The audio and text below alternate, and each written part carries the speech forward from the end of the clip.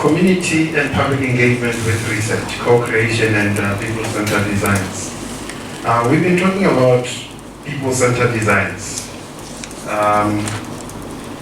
How do you engage the community? I'm going to try to share our methods and how we understand it. In 1984, David Cotton, he's a UN Specialist Advisor, suggested people-centered development, an approach to development that focuses on improving local communities, self-reliance, social justice, and participatory decision-making. If you pick from the presentations that we're making, this is actually public engagement calls for people-centered designs. As Lillian has suggested, it's actually suggested to be also understood as people-centered design. United Nations is now intensifying people-centered design approaches than ever. Governments actually who are focusing development around their people and led by their people, they seem to be successful. I want to share with you some methods of Japanese scholars called Nonaka. This is the approach of knowledge systems, translating knowledge and inclusivity. It's got 4 boxes of how to manage knowledge and how knowledge and innovation is shared and retained in a society. Earlier on, I spoke about IP being public engagement, encouraging intellectual property to be retained. He's actually arguing that a lot of scholars, American or Western, let me say Western scholars, have taken knowledge to be only explicit. The fact that you go through a degree, you have a PhD, they recognize that as knowledge. People say, oh, my friend, you are very educated, you are very knowledgeable because you went through a school system. His arguments are saying that no, they are quite equal actually. The one which is tacit and the explicit. The tacit one is the one that you get from your society. The fact that it's a know-how. Your grandmother, your grandfather will teach you how to cook. She never took you through school for an explicated process to write ingredients for you. These ingredient things are coming now. But you find yourself knowing how to cook. Who knows fufu? But nobody took you really under a proper school, whether it's ugali. You never went to school to cook ugali. Your traditional system, you just know how to socialize. You know how to respect your elders and know that when an elder comes in, this is what you need to do. Simply from intuition and socialization.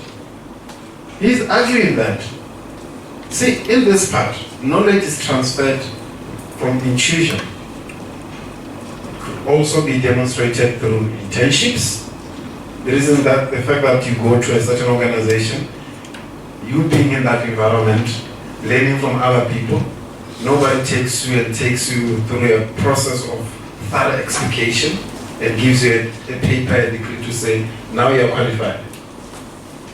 But presence in that environment through socialization is very important. So here, it's tacit knowledge to tacit knowledge. The fact that I teach you, I come here, talk to you, and we socialize, it's very important. So, this is where culture through socialization is found. You reckon that, as Professor Hopper said, we've got knowledge systems. If you go to Japan, the American knowledge system, as she said, it will be far in a corner. They use their culture, mostly. But with the chemistry, we're not saying go back to the forest, start now wearing ties and all that. No.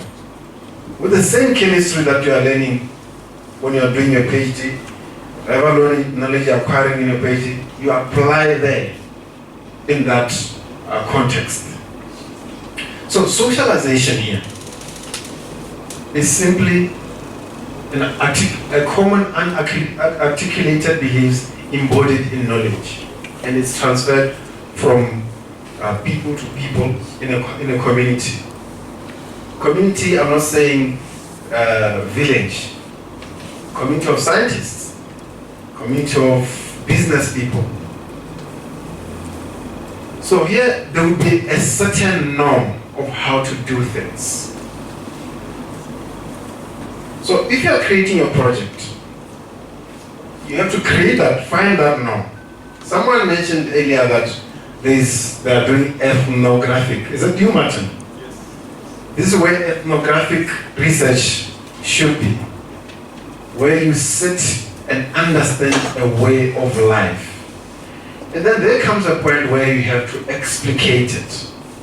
Tacit knowledge now transform into explicit. This is where it converts through dialogue. And by dialogue, I'm not talking about talking. It's simply, it could be virtually, it could be when you go to a doctor and say, you know what, I've got a pain here. Usually communities would have their own language of referring to that pain. The doctor will know, oh, this is not that, it's that. Because they're coming with a certain norm, they explicate it and put it down on the book in a form, in a certain way. And then now you externalize that knowledge. You take it out of the intuition storage into a form of explication. Explication can happen through the media, through a doctor's ledger book. It could happen through a documentary. It could happen through a dialogue process that is captured, where you produce a report in the end. So, this is really articulating the tacit knowledge found in a certain community. From there, it moves down to the combination. This is where you find your research organizations here. Scientists, this is where scientists lie. Your PhD students, this is where they are. So in this phase, you're talking about bringing the old and the new knowledge. Whatever that you explicated from here, because here is explicit knowledge to explicit knowledge. Here is tacit to explicit. You took whatever you captured into the lab. You find out what it is. Let's assume you get to a community that tells you, no, drinking this tea is really good. People just leave and then drink this tea. You don't understand it. You explicate it. You start understanding really true. It's tea made from these leaves. And now you take those leaves to the lab. You start screening them. You look into other